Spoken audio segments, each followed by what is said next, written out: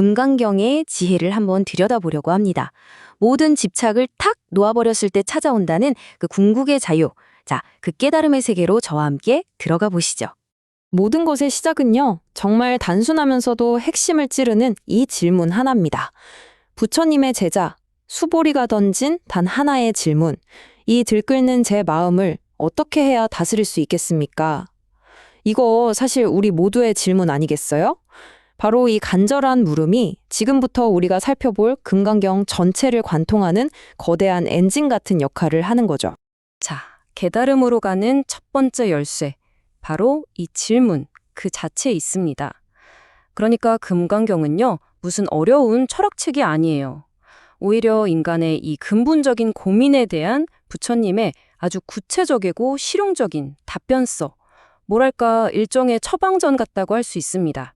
여기서 정말 재미있는 게 뭐냐면 이 경전 전체가 부처님과 수보리 딱 두 사람의 1대1 대화로 이루어져 있다는 거예요. 일방적인 강의가 아니라 마음 문제에 대한 아주 깊이 있는 개인 상담 같은 느낌이죠. 우리도 이 대화의 흐름을 그냥 쭉 따라가다 보면 어느새 지혜의 사다리를 한 칸 한 칸 오르고 있는 자신을 발견하게 될 겁니다. 자, 그럼 그 지혜의 사다리 첫 번째 칸부터 밟아볼까요? 바로 비움입니다. 네, 여기로 말하는 비움은 단순히 나쁜 감정이나 생각을 비우라는 게 아니에요. 금강경이 말하는 건 훨씬 더 나아갑니다. 심지어 좋은 일을 하고 나서 드는 그 뿌듯한 마음 있죠. 아, 내가 이렇게 좋은 일을 했구나 하는 그 마음까지도 싹 비워내야 그게 진짜 시작이라고 말하거든요. 바로 여기서 아상이라는 핵심 개념이 등장합니다. 이게 뭐냐면 모든 일의 중심에 단단하고 변치 않는 나라는 주인공이 있다고 철석같이 믿는 일종의 착각 같은 거예요. 내가 맞아. 내가 상처받았어. 나는 인정받아야 해. 이런 생각들. 전부 다, 그쵸? 우리가 겪는 괴로움의 대부분이 바로 이 나라는 생각, 즉 아상에서 시작된다고 금강경은 정확히 짚어냅니다. 자, 이 표를 보시면 그 차이가 확 드러나죠. 아상에 갇혀 있으면 내가 모든 사람을 구했다는 생각에 빠지게 됩니다. 하지만 진짜 지혜로운 사람은 나라는 주체를 내세우질 않아요. 그래서 내가 구한 사람은 아무도 없다고 말하는 거죠. 행동은 분명히 했지만 내가 했다는 그 생각에 머물지 않는 것. 이게 바로 집착 없는 자비의 진짜 시작점이라는 겁니다. 자, 이렇게 나라는 가장 큰 틀을 깨고 나면 그 다음 단계는 뭘까요? 바로 우리가 세상 만물에 붙여놓은 모든 이름표들, 모든 고정관념들을 깨부수는 겁니다. 금강경에서는 이걸 상을 타파하라 이렇게 표현합니다. 바로 이 구절이 그 핵심을 담고 있습니다. 모든 형상이 사실은 형상이 아님을 보면 곧 열애를 보리라. 이게 무슨 뜻이냐면요. 우리가 눈으로 보는 겉모습이나 우리가 붙여놓은 이름표가 전부가 아니라는 걸 꿰뚫어 볼 때 비로소 그 본질을 볼 수 있다는 거예요. 심지어 부처라는 그 형상 너머에 있는 진짜 진리를 보라는 거죠. 아, 이 뗏목 비유는 정말 기가 막힙니다.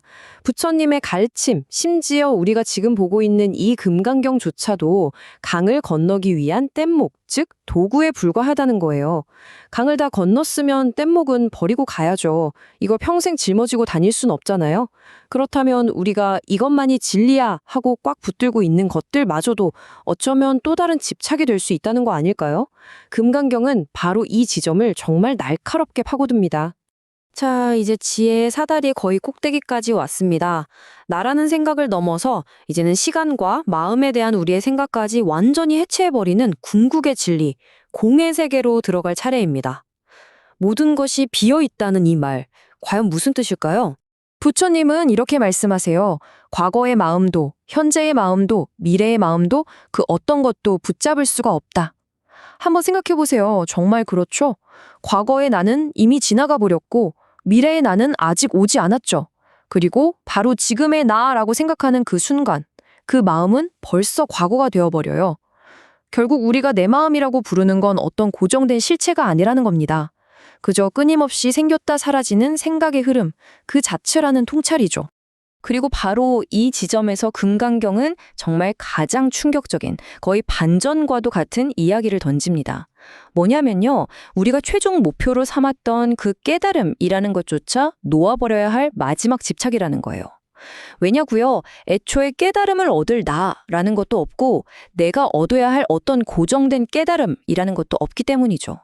이 목표라는 마지막 족쇄마저 탁 풀어버릴 때 바로 그때 진짜 완전한 자유가 찾아온다는 정말 깊은 가르침입니다. 그렇다면 이 모든 집착의 사다리를 다 오르고 난 그 꼭대기에서 바라보는 세상은 과연 어떤 모습일까요? 모든 이름표와 개념의 속박에서 완전히 벗어난 상태. 금강경이 말하는 절대 자유가 바로 그것입니다. 금강경은 마지막으로 우리가 놓아버려야 할 4가지 정말 뿌리 깊은 생각을 이야기합니다. 첫째, 나라는 독립된 존재가 있다는 생각. 둘째, 나와 구분되는 남이 있다는 생각. 셋째, 모든 걸 생명체와 아닌 것으로 나누는 생각. 그리고 마지막으로 영원히 계속되는 목숨이라는 게 있다는 생각. 이 모든 경계를 허물고 분별하는 마음이 사라질 때 우리는 비로소 너와 나, 삶과 죽음, 그 모든 것을 넘어선 진정한 자유를 맛보게 되는 겁니다. 그리고 마침내 금강경은 이 강력한 마지막 구절로 끝을 맺습니다. 세상의 모든 현상은 꿈과 같고 환상과 같고 물거품과 그림자와 같으니 마땅히 이와 같이 세상을 보라.